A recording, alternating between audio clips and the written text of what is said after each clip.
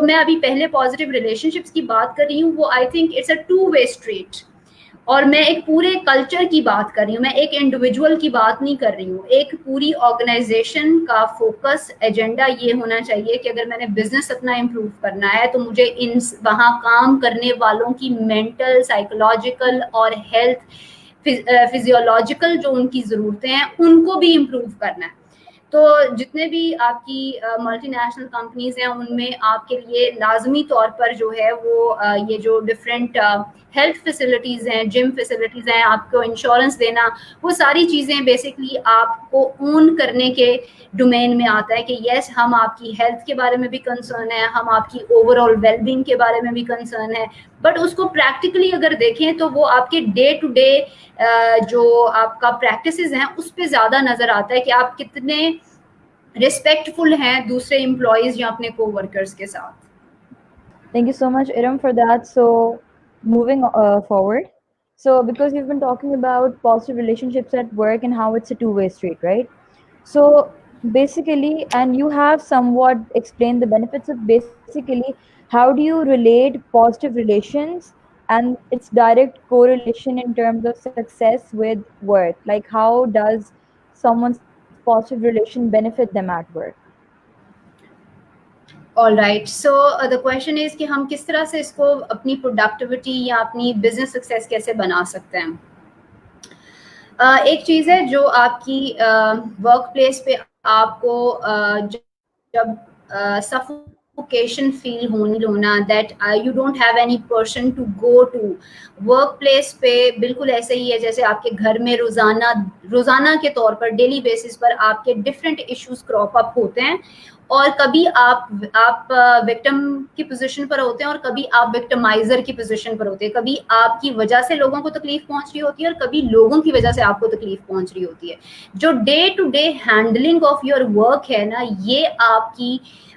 Nerves کا test ہے, یہ آپ کی سائیکی کا ٹیسٹ ہے کہ آپ ان ساری چیزوں کو کیسے ہینڈل کرتے ہیں. اور اگر آپ یہ کہہ رہی ہیں کہ پازیٹیو ریلیشن شپ کس طرح سے میری ورک پلیس کو بہتر کریں گے, وہ اسی طرح سے بہتر کریں گے کہ اگر میں نے 4 لوگوں کے ساتھ میرا ڈائریکٹ کانٹیکٹ ہے اور 4 لوگوں کے ساتھ میرا انڈائریکٹ کانٹیکٹ ہے, وچ مینس کہ میں انہیں ونس ان اے منتھ ملتی ہوں, اور 4-5 لوگ ہیں جن سے میں روزانہ میرا انکاؤنٹر ہے, ہیلو ہائی ہے, میں نے ڈاکومنٹس پروسیس کرتے ہوئے مجھے ان سارے لوگوں سے گزرنا پڑتا ہے. تو ایک رول یہ ہے کہ جب بھی آپ چاہتے ہیں کہ آپ اچھی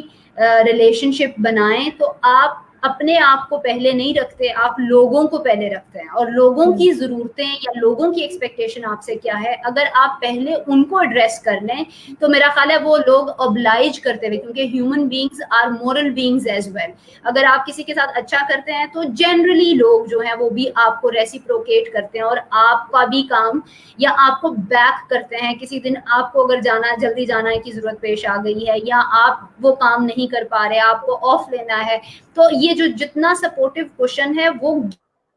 کرتا ہے. بٹ پرابلم وہاں شروع ہوتی ہے جہاں پر ہم اپنے بلاکس اور الائنسز بنا لیتے ہیں, اور ایک بندہ جو نیا آتا ہے اس کے لیے سمجھ میں نہیں آتا یہ کس بلاک کا حصہ بنے گا, اور اس کو ٹیسٹ کر رہے ہیں کہ یہ ہمارے ساتھ آتا ہے یا وہاں جاتا ہے. تو میں اس کانٹیکسٹ میں کہنا چاہتی ہوں کہ آپ کا ایک ہی بلاک ہونا چاہیے, اور وہ آرگنائزیشن کو سیٹ کرنا چاہیے کہ جہاں پر ہر شخص نیا پرانا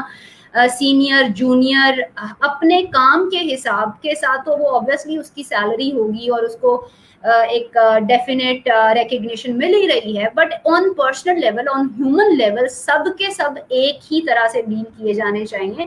اور ان کو ایسی پریکٹسز دیں. جیسے ایک ایکسرسائز یا ایک ریسرچ میں اگر آپ اکٹھے کھانا کھاتے ہیں یا اکٹھے چائے پینے کی اپرچونٹی دیتے ہیں, جہاں پر اس 8 گھنٹے میں وہ 15-20 منٹ کے لیے آپس میں چٹ چیٹ کرتے ہیں یا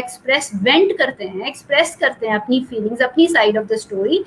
تو اس سے بھی آپس میں اچھے ریلیشن شپ بن سکتے ہیں جو لوگوں کو ایک دوسرے کے ساتھ یا ایک دوسرے کی بیک پر کھڑے ہونے کے قابل بناتے ہیں. تو ضروری نہیں کہ آپ جو ہے وہ پہلے ہی دن جا کر یہ ڈیمانڈ کر دیں کہ جی سب کو میرے سامنے باؤ کرنا ہے یا سب کو میرے سامنے جو ہے میری فلاسفی پہ کام کرنا ہے. اگر 10 لوگ آپ کے جانے سے پہلے کام کر رہے تھے تو you are suppose to learn the work ethic, اور اس آرگنائزیشن کا کلچر کیا ہے, آپ اس میں پینیٹریٹ ہوں گے اپنی پرسنل ایفرٹ کے ساتھ, and give first give and then expect that you would also be on the receiving end.